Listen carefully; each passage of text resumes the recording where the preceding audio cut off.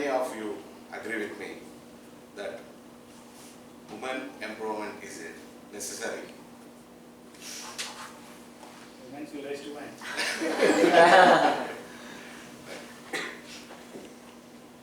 Women is equality to men. This happened to me about 16 years back in my life. So, నేను 8th క్లాస్లో ఉన్నప్పుడు I went to my summer holidays to my grandmother's place. All of the children and my cousins are playing with me. Suddenly, our elders have started the topic of marriage of my elder sister. I have 3 sisters, Manjusha, Jerina and Jyoti. So, started topic of marriage on Manjusha.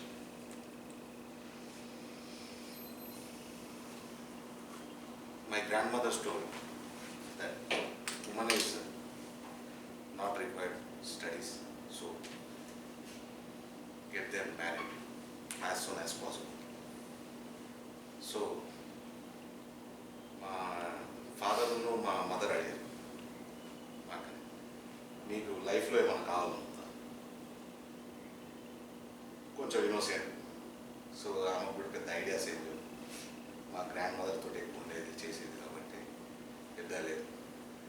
So she want to become a good house wife. So they started seeing she got. ఇప్పుడు అక్కడే ఉన్న నాకు ఏమైందంటే discussion ఒకటి అప్పుడు generate అయింది.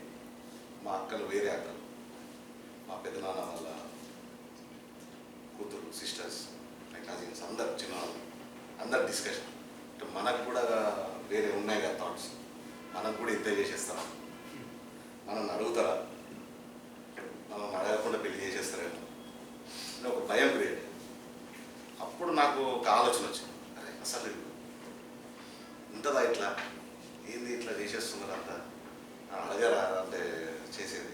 ఒక mother father అడిగారు, పక్కకేమో వాళ్ళు వాళ్ళకేముంటాయి చేసేయండి, వాళ్ళు చదువుకోవాలా ఏంటి, కావాలా ఏంటి, డెవలప్ చేయాలా ఏంటి అనే ఓ అట్మాస్ఫియర్ ఉంది అక్కడ.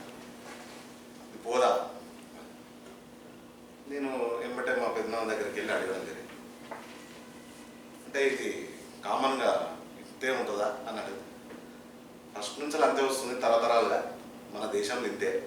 ఆడవాళ్ళంటే ఇంట్లో ఉండాలి, వంట చేసి పెట్టాలి, పిల్లల్ని రెడీ చేయాలి, ఇవే చేయాలి, వాళ్ళు ఇంటి వరకే వాళ్ళకి పరిమితం, వాళ్ళని బయటికి పంపించద్దు అనేది ఒక ఫీలింగ్ వాళ్ళకు ఉండిపోయింది. అప్పుడు నాకు ఎందుకో కొంచెం some guilty, some uneasy, okay ఇంతేనా అని అనిపించింది. తర్వాత నెక్స్ట్ ఆఫ్టర్ ఇంటర్మీడియట్ మా సిస్టర్ని, సెకండ్ సిస్టర్ని, జెరీనాని అడగడం జరిగింది. మా ఆఫ్టర్ ఇంటర్మీడియట్ నువ్వేం చేయాలి, డిగ్రీ. సో డిగ్రీలో జాయిన్ అయిపోతాను. జాయిన్ అయ్యాను. దెన్ మా పెద్దనాన్న ఏం చెప్పారు, డిగ్రీ అనేది స్టడీస్ అవి ఏం లేదు, పెళ్లి చేసి పంపించాను. లేదు, చదువుకోవాలని ఇంట్రెస్ట్ ఉన్నప్పుడు మనం ఎంకరేజ్ చేయాలి. మనం కాకపోతే ఇంకెవరు చేస్తారు? యాజ్ ఏ పబ్లిక్లో మనం తిరుగుతున్నాం, మనం చేస్తున్నాం. పబ్లిక్కి మనం ఏం చెప్తాం, మనం ముందుండి చేయకపోతే ఇంకెవరు చేస్తారని అప్పుడు మా ఫాదర్, అది నా మైండ్లో బాగా ఫిక్స్ అయింది. అప్పుడు మా ఫాదర్ డిగ్రీలో జాయిన్ చేయడం జరిగింది. అప్పుడు మా సిస్టర్ ఇంగ్లీష్ లిటరేచర్ చేసింది, దాని తర్వాత ఎల్ఎల్బి చేసింది, దాని తర్వాత ఎంబీఏ చేసింది. She is now judge in Godavari. అలానే మా యంగర్ సిస్టర్ ఆఫ్టర్ ఆమె బైపీసీ కంప్లీట్ అయిపోయిన తర్వాత మీకు ఏం చేయాలి, డాక్టర్. సో ఎంసెట్ రాసింది, ర్యాంక్ వచ్చింది, కరీంనగర్ రిమ్స్లో చేసింది. తర్వాత MD in care hospitals. She is now cardiologist in Delhi Fortis hospital. ఈ విధంగా సెట్. వీళ్ళని చూసి మా పెద్దనాన్న వాళ్ళ సిస్టర్స్ డిగ్రీలో పెళ్లి చేస్తాం. షీ ఫైటెడ్ విత్ మై పెద్దనాన్న. సో అక్క చదువుకుంది, చిన్నగా నేనెందుకు చదువుకోదు? Why I can't. She came to my dad and mom. Tell to my dad. My dad convinced. She is completed in pharmacy and she is doing job in Reddy Labs. Chinna sister Vidya. She also. She did MBA. She is working for some private. అట్లా అప్పుడు మా ఇంటి పక్కన ఉండేవాళ్ళు, వాళ్ళు మా community అంతా. ఇప్పుడు ప్రతి ఒక్క ఉమెన్ ఒక స్టేజ్లో ఉన్నారు. ప్రతి ఒక్కరు మా దగ్గర నుంచి ఎగ్జాంపుల్స్ తీసుకొని ఎవరికి వాళ్ళు గ్రౌండ్ ప్రిపేర్ చేసుకుని వాళ్ళు నాకు అనిపించింది, అరే ఇంకా పాతకాలం ఇంకా ఉమెన్ అంటే ఇంతే, ఇంట్లో ఉండాలి, చేసుకోవాలి, పిల్లల్ని అడిగాలి. Give them freedom, give them a space. ఇంకా పాత థాట్స్ ఇంకా రన్ అవుతున్నాయి. అంటే హెల్ప్లెస్, ఫైట్ చేయలేదు. ఢిల్లీలో రేపు చూస్తే ఉమెన్ కాబట్టి ఏం చేయలేదు.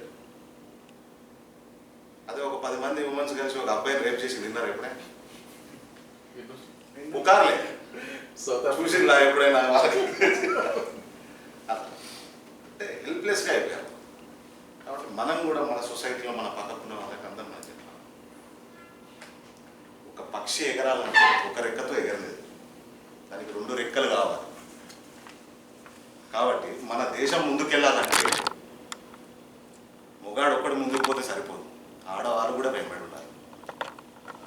అదే నేను చెప్పాలనుకుంటున్నాను. Thank you.